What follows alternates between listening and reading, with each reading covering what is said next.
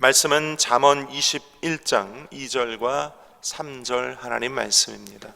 우리 다 함께 한 목소리로 합독하시겠습니다. 시작. 사람의 행위가 자기 보기에는 모두 정직하여도 야훼는 마음을 감찰하시느니라. 공의와 정의를 행하는 것은 제사 드리는 것보다 야훼께서 기쁘게 여기시느니라. 아멘. 함께 합독하신 잠언 21장 2절과 3절 하나님 말씀 가지고 야훼는 마음을 감찰하시느니라, 이런 제목으로 함께 말씀의 은혜를 나누기 원합니다. 한번 따라할까요? 야훼는 마음을 감찰하시느니라. 믿으시면 아멘. 네, 제가요 라면을 굉장히 좋아합니다. 엄청 좋아해요. 그래서 어떤 날은요 제가 아침에 컵라면을 먹었습니다. 그리고 점심 때는 분식집에 가서 그 분식집 라면이요 굉장히 맛있어요. 희한하게 맛있습니다. 뭐 별거 안 들어간 것 같아도 왜 이렇게 분식집에서 먹는 라면은 더 맛있는지 모르겠어요. 분식집 라면을 먹었습니다. 저녁에도요 집에 가서 또 라면을 끓여 먹었습니다. 근데요 그 다음 날도 아침에 컵라면, 점심에 분식집 라면, 저녁에도 또 라면을 끓여 먹었어요. 3일째도 또 아침에 컵라면, 점심에 분식집 라면, 저녁에 또 집에서 라면을 끓여 먹었습니다. 3일 내내 아침, 점심, 저녁을 다 라면을 먹었어요. 자, 여러분 한번 생각해 보십시오. 제가 3일 내내 라면만 먹었는데 제가 건강한 식생활을 한 걸까요? 아닐까요? 예? 예, 아니라고들 대부분 말씀하십니다. 제가 실제로 그래 본 적이 있거든요. 진짜로요. 3일 내내 삼시세끼 라면만 먹은 적이 있었어요, 옛날에. 근데요 3일쯤 돼서 라면을 먹을 때는요 뭔가, 뭐라고 딱 표현할 수는 없지만 뭔가 제가 잘못되어져 가고 있다는 것을 제 몸과 제 위장이 느끼는 거죠. 네. 제가 라면을 아무리 좋아한다 해도 라면만 먹고 살 수는 없다라는 겁니다. 반대로 이제 제가 아침에 밥과 국과 반찬을 먹었습니다. 점심에도 교회 7층 식당에서 밥과 국과 반찬을 먹었습니다. 저녁에 또 집에 가서 밥과 국과 반찬을 먹었어요. 여러분, 제가 매일매일 아침, 점심, 저녁을 밥과 국과 또 여러 반찬들을 골고루 잘 먹었습니다. 그러면 제가 건강한 식생활을 한 거 맞죠? 그렇죠? 아침, 점심, 저녁 밥과 국과 반찬을 골고루 잘 먹으면 식생활은 크게 문제가 없지 않겠어요? 그렇죠? 네. 제 몸에 따로 무슨 병이 없다면 아마 그런 밥과 국과 반찬을 골고루 잘 먹는 게 제 건강에 큰 도움이 될 것 같습니다. 아무리 라면이 좋아도 라면만 가지고 사람이 살 수 없죠. 그리고 결코 라면이 주식이 될 수는 없습니다. 뒤집어 생각해 보면 금식도 마찬가지예요. 금식은 범사에 유익이 있느니라 라고 성경은 기록되어 있지만 우리가 밥을 안 먹고 매일 금식만 할 수는 없는 거죠. 그렇죠? 실제로 제 신학 동기이자 또 여대순복음교회 정식 목회자이기도 했던 제가 아는 전도사님이, 그분이 여대순복음교회 교육자로 합격된 지 채 한 1년이 안 돼서 그분이 신학생 때도 보면 그렇게 밥 먹듯이 금식을 하더라고요. 어느 날 보이지를 않아서 제가 물어봤더니 여대순복음교회 정식 교육자가 됐음에도 불구하고 금식을 그렇게 밥 먹듯이 하다가 여대순복음교회 정식 교육자인데 금식하고 회복하는 도중에 그 보호식이 잘못되어 가지고 천국 가셨다는 얘기를 제가 들은 적이 있어요. 여러분, 금식이 아무리 범사에 유익이 있다 한다 할지라도 금식만 해서는 살 수는 없는 것입니다. 제가 왜 이야기를 하냐면요, 아무리 좋아하는 것이 있어도 그게 주식이 아니면 그것만으로는 살 수 없다는 것이죠. 라면 같은 거. 하나님은요, 우리의 번제와 희생제물, 하나님 앞에 제물 드리며 제사 드리는 것 기뻐하세요. 그 다음, 하나님은요, 우리가 제사 드리는 것뿐만 아니라 공의와 정의의 삶을 사는 것 하나님 좋아하세요. 기뻐하세요. 그런데 희생 제물만, 희생 제사만 하나님께 드린다고 그것만으로 하나님은 기뻐하지 않으신다는 거예요. 하나님은 여전히 제사와 우리 하나님께 우리가 제물 드리는 것 기뻐하시지만 그보다 더 기뻐하시고 더 중요시 여기시고 더 우리에게 바라시는 것이 있다면 하나님을 기쁘게 해드리는 건데 그게 따로 있다는 거예요. 오늘 저와 여러분이 잠언의 말씀을 통해서 하나님을 기뻐하시는 삶을 바르게 살아드리는 저와 여러분 되시기를 예수님의 이름으로 축원합니다. 제가 오늘 그걸 나누기 원해요. 하나님이 기뻐하시는 것, 하나님이 진정 원하시는 삶, 두 가지입니다. 첫째로 한번 따라할까요? 제사보다 공의와 정의를 더 기뻐하시는 하나님. 사무엘상 15장에 보면요, 거기에 사울이 사무엘의 명령을 어기고, 다시 말해 하나님의 명령을 어기고 자기가 제사장이 아니고 선지자도 아닌데 자기가 임의대로 하나님 앞에 제사 드리는 장면이 나옵니다. 나중에 사무엘이 도착해서 사울에게 이같이 얘기해요. 뭐라고 합니까? 순종이 제사보다 낫고 듣는 것이 숫 양의 기름보다 나으니. 그래요. 하나님 제사 드리는 거, 그런 제사를 흠양하시는 거, 좋아하시는 거 맞아요. 맞는데 그보다 더 중요시 여기시고 그보다 더 기쁘게 여기시는 것이 있다면 순종이라는 것이죠. 하나님 앞에서 우리가 하나님의 말씀에 순종하는 삶을 사는 것이라는 거죠. 정의와 공의를 행하고 하나님께서 원하시는, 하나님이 기뻐하시는 삶을 제사 때만, 그렇게 제사 때만 사는 것이 아니라 제사가 끝난 뒤에도 세상에 나아가 그 하나님 앞에 제사 드리는 그 마음과 동일한 마음으로 세상 가운데 하나님 기뻐하시는 공의와 정의의 삶을 사는 것, 하나님은 그걸 더 기뻐 여기신다는 것입니다. 제사 때만 하나님 기뻐하시는 제사만 드리고 제사 끝나고 난 뒤에 세상에 나가서는 하나님 기뻐하지 않는 삶을 자기 마음대로 사는 것, 하나님은 결코 기뻐하지 않으신다는.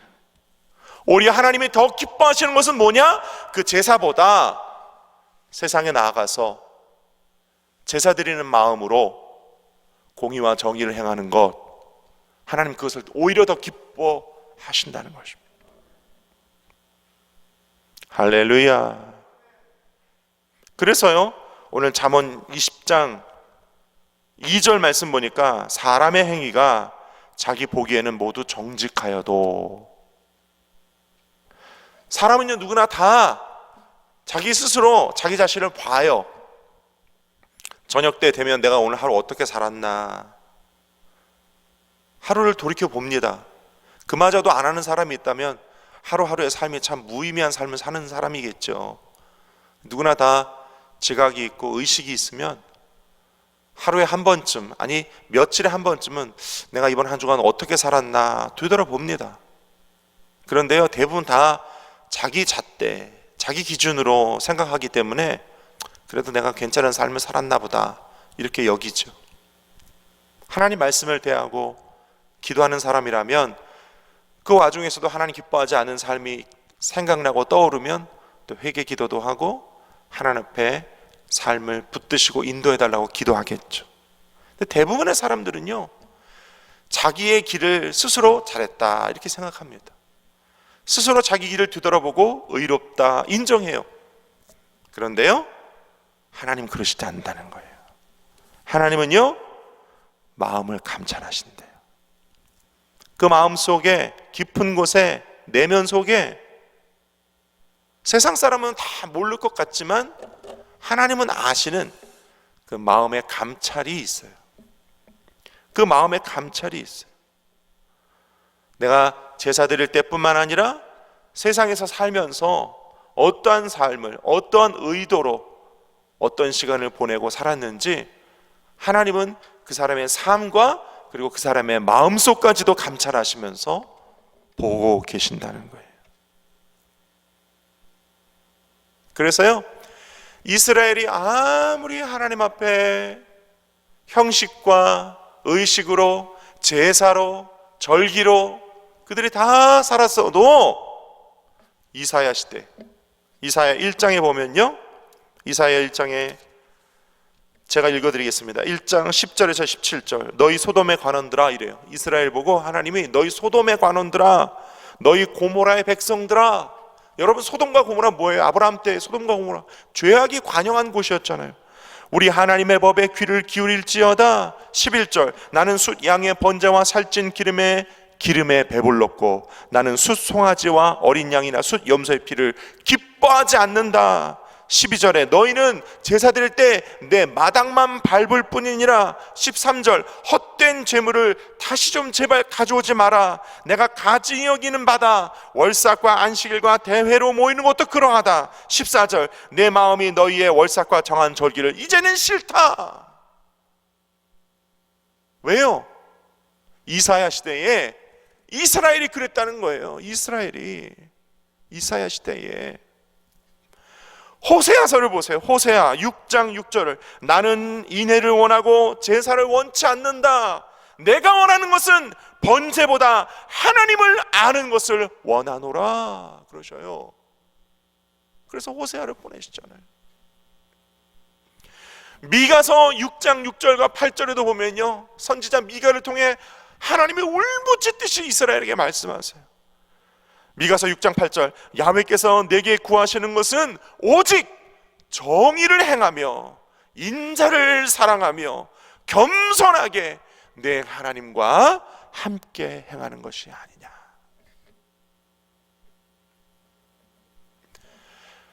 여러분, 하나님의 백성은요, 제사보다 정의와 공의를 하나님 앞에 하나님을 두려워하는 마음 가지고 정의와 공의의 삶을 사는 것, 그것을 하나님은 더 기뻐하신다. 성경은 오늘 이야기하고 있어요. 여러분, 우리 그리스도인들도 마찬가지예요. 때로 우리 그리스도인들은요, 세상이 요구하는 것보다 더 높은 수준의 도덕성, 정직성, 성결의 삶, 세상의 본이 되는 삶, 그리고 하나님이 원하시는 삶을 살아야 합니다. 왜 아멘이 한 분도 없으실까요? 우리 그리스도인은 그렇게 살아야 돼요. 하나님은 여전히 물론 우리의 예배와 제사를 받으시기 좋아하세요. 기뻐하세요. 하지만 주님이 그토록 원하시는 우리가 세상의 소금과 빛의 삶이 되지 않은 채 제사만 드린다고 하는 것은 결코 주님이 기뻐하지 않는다는 사실, 여러분 기억하시기를 예수님의 이름으로 축원합니다. 두 번째, 우리가 알아야 할 하나님의 뜻은요, 하나님은 마음을 감찰하신다는 것입니다. 오늘 함께 읽은 잠언 21장 2절 다시 보면 사람의 행위가 자기 보기에는 모두 정직하여도 야훼는 마음을 감찰하시느니라. 한번 따라할까요? 야훼는 마음을 감찰하시느니라. 열왕기하 5장에 보면 나만 장군이 나옵니다. 나만 장군이요, 그는 큰 용사이나 문둥병자였더라 그래요. 큰 장군이요 나라를 구한 사람인데 그는 문둥병자였습니다. 근데 그 종이 이스라엘에 가면 당신의 병을 고칠 사람이 있습니다. 그래서 자기 왕 아람 왕에게 이야기합니다. 나 이스라엘에 가서 병 좀 고치게 해달라고. 왕이 친서를 써줘서 이스라엘 왕에게 편지를 갖다 줍니다. 내 병을 고쳐라. 이스라엘 왕이 옷을 찢으면서 내가 어떻게 하나님이냐, 내가 어떻게 사람을 죽이고 살릴 수 있는 능력이 있느냐, 어찌 나보고 병을 고치라 하느냐. 그때 엘리사가 나에게 보내십시오 그럽니다. 그렇게 보냈어요. 엘리사가 나아만에게 요단강 가서 7번 몸을 담그라. 그때 나아만이 보인 반응이 이렇습니다. 열왕기하 5장 11절과 12절에 보면 나아만이 노하여 물러가며 이르되 내 생각에는 그가 내게로 나와 서서 그의 하나님 야훼 이름을 부르고 그의 손을 내 부위에 흔들어 나병을 고칠까 하였도다. 12절 몸을 돌려 분노하며 떠납니다. 사실 그 나아만에게 병 고침보다 더 중요한 게 있었으니 그게 뭐냐? 체면과 명예였던 거죠. 그러니까 내가 이 더러운 요단강에 몸을 7번 담그느니 차라리 나는 그냥 안 담그고 병을 그냥 가진 채로 돌아가겠다 이런 겁니다. 병보다 더 중요한 게 체면과 명예라는 거예요. 그런데 그 종이 가까스로 말려서 믿자야 본전이 한번 해보십시오 하고 7번 몸을 담갔더니 나았습니다. 여러분, 우리가 신앙생활 하면서요, 때론 우리 자신이 자기 의에 취해서, 한번 따라할까요? 자기 의에 취해서 마귀에게 속는 경우가 얼마나 많은지 몰라요. 내 의, 성경을 자의적으로 해석하고 내가 기준 세운 내 의가 있어요. 누구나 다 있어요. 내가 그것을 맞춰 살고 그것에 부합하는 삶을 살면 나는 의롭다고 스스로 생각해요. 하나님 어떻게 보시느냐 상관없어. 그냥 내가 스스로 생각해. 자기 의에 취해 사는 신앙인들이 상당히 많아요. 자기 의에. 때로는 자기 의에 취해 살다가 여전히 또 문제를 만나요. 고난을 겪어요. 연단을 겪어요. 그러면 또 막 마음속에서 신앙적 보상 심리가 막 발동하죠. 그렇죠? 오늘 나만 신드롬 같은 그런 게 있어요. 막 누구나 다 있어요. 그래서 막 내가 누군데 내가 신앙생활이 몇 년인데 내가 이쯤 이렇게 문제를 당하고 그러면 막 우리 교구장님이 버선발로 쫓아와가지고 나를 신방해주고 안수기도를 해주고 막 내 아픈 곳에 손을 막 얹어서 막 병을 낫게 해줘야지. 이런 마음이 누구나 다 있어요. 저도 옛날에 있었어요. 그런데요, 하나님은요, 우리의 속사람에 감춰진 하나님을 향한 우리의 마음, 우리 과거 몇 년 동안 우리가 신앙생활하고 헌금을 얼마를 하고 봉사를 얼마나 하고, 그거보다 지금 내가 하나님 앞에 있는 나의 삶 중 가장 깊은 곳 속사람의 내면 세계에 감추어진 내 의도, 내 마음, 내 생각, 그래서 그것 때문에 하나님과 나와 연결되어진 하나님과의 관계, 그게 더 중요하다고 말씀하세요. 그래서 우리 신앙생활이 원초적으로 처음 신앙생활을 할 때 질병의 치유 때문에, 자녀의 축복 때문에, 물질의 축복 때문에, 기도 제목의 응답 때문에 신앙생활을 시작했을지라도 시간이 지나고 하나님과의 관계가 올바로 세워지고 나면 그 다음 구원받은 것에 대한 감사, 성령님 나와 동행하시는 것에 대한 감사, 과거와 현재 우리 영혼과 질병의 모든 병을 고쳐주심에 감사, 이 땅에 살면서 내가 한 것 없는데 하나님 물질로, 환경으로, 가정으로, 자녀로 부어주시는 아브라함의 축복에 대한 감사, 내가 비록 이 땅에 살면서 스스로 보아도 나약하고 초라하기 그지없지만 이 인생이 끝나고 나면 저 하늘, 새 하늘과 새 땅에서 영원 복락 천국의 삶을 사는 구원받은 존재에 대한 감사, 이와 같은 전인적 구원에 대한 감사가 늘 우리 안에 있는 것, 이것을 더 중요시 여기신다는 것이죠. 할렐루야. 하나님은 늘 우리의 속사람 안에 감추어진 숨겨진 의도조차 감찰하고 계세요. 감찰하고 계세요. 그래서 우리 일거수 일투조, 우리가 행하는 삶, 우리가 말하는, 입술로 혀로 말하는 말, 그 모든 것을 주님은 보시고 감찰하시고 우리 하루의 삶을 다 주님의 생명책에 기록하고 계시는데, 그런데 그것이 쌓이고 쌓여가고 있는 것이죠. 그러므로 여러분, 하루하루 우리의 삶이 하나님 보고 계시고 하나님 알고 계신다는 사실을 우리 늘 기억하면서 정말로 하나님 앞에 존전의식을 가지고 주님 지금도 나를 보고 계신다는 생각을 잃지 말고 살아가시는 저와 여러분 되시기를 예수님의 이름으로 축원합니다. 얼마 전에 제가 그 멕시코에서 선교하신다는 김윤상 선교사님이라는 분의 간증을 제가 읽었어요. 참 은혜되더라고요. 김윤상 선교사님이라는 분이 아주 젊은 선교사님, 아버님도 남미 선교사님이신데 굉장히 젊은 선교사더라고요. 이분이 2018년과 3년 전에 선교지에서 대형 교통사고를 당했습니다. 몸 안에 피가 40%가 빠져나간 채로 병원에 실려가서 약 24일 동안 혼수 상태에 있었대요. 근데 그 24일 동안 혼수 상태에 있으면서 그 혼수 상태 중에 많은 영적인 체험을 했답니다. 많은 영적인 체험을 했대요. 그 중에 한 가지를 제가 읽었는데, 그 혼수 상태 중에 영적인 체험 하는데 어떤 한 3층짜리 건물에 자기가 들어갔대요. 혼수 상태 중에 이제 본 거죠. 거기에 한 16명의 사람들이 있는데 굉장히 조직적으로 움직이더랍니다. 들어갔는데 거기서 막 그 건물 안에 있는 16명의 사람들이 자기를 막 억압하더래요. 나중에 보니까 그 16명의 사람들이 사탄과 사탄을 따르는 마귀들이었다는 것입니다. 귀신들이었다는 거예요. 거기서 막 자기가 괴로움을 당했고 고통을 당했다는 겁니다.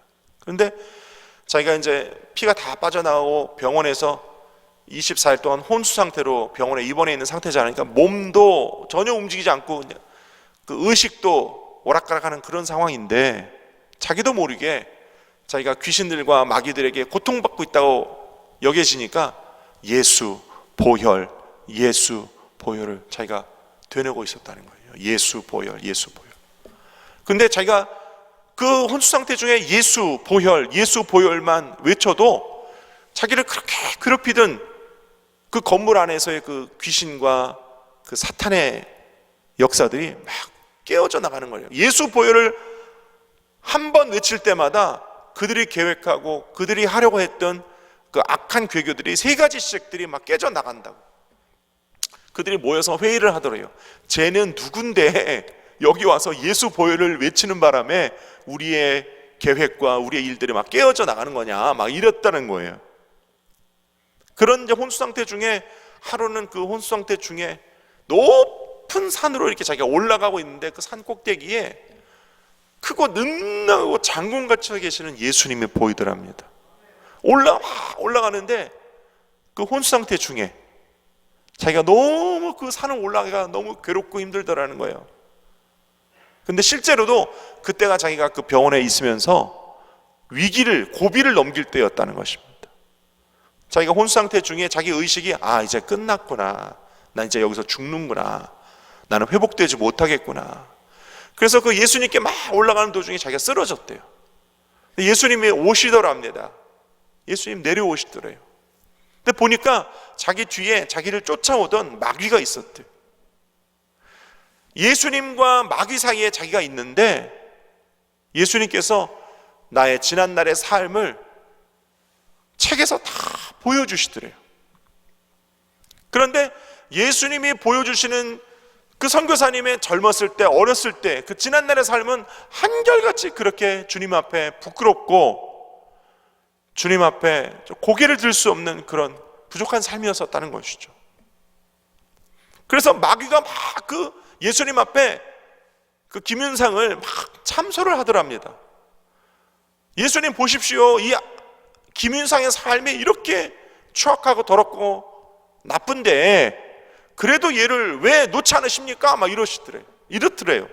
예수님이 실제로 놓지 않으셨대요. 죄가 많고 허물이 많고 막 그랬는데 예수님 놓지 않으셨대요. 그런데 예수님이 그러셨대요. 이 아이는 예수 보혈을 믿음으로 구원받은 내 자녀다. 그러시면서 예수님께서 그 김윤상 선교사에게 너의 삶의 대부분이 하나님 앞에 부끄럽고 부족한 모습이었지만 내가 인정하는 게 있다. 그 주님이 나의 삶 가운데 어떤 부분을 인정하셨나 보니까 주님께서 그러시더래요. 그 김윤상은 목사님 아들이었기 때문에 어렸을 때부터 신앙생활을 잘 해왔고 또 청소년 청년기 때 목사님 아들이고 신앙이 좋다라는 칭찬받기 위해서 열심히 봉사도 하고 교회 일도 하고 다 했지만 그랬지만 숨겨진 죄가 또 많이 있었나 보죠.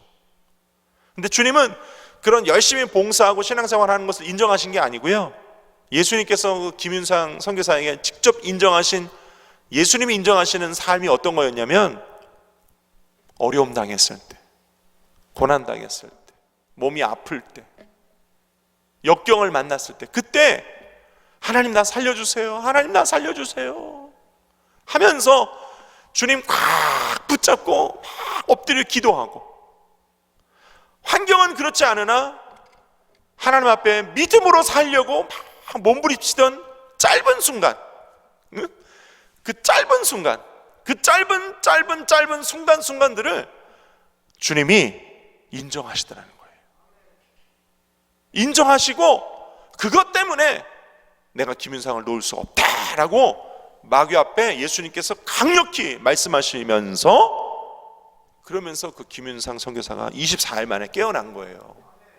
근데 깨어나면서도 실제로 그랬대요. 병원에서 막 호수 꽂고 다 이랬는데 눈이 떠지고 24일 만에 눈을 뜨고 깨어나면서도 자기 입술은 예수 보혈, 예수 보혈을 외치고 있었대요.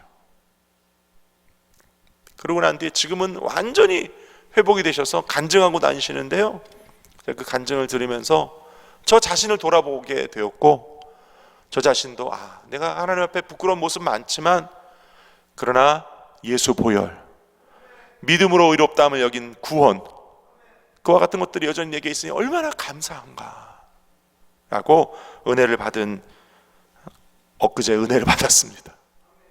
할렐루야. 시간이 많이 갔으므로 말씀 맺기 원해요. 여러분, 하나님은 여전히 우리의 속마음을 보고 계세요. 그래서 주님께서는 우리가 동행하기를 원하십니다. 어떻게 해요? 공의와 정직,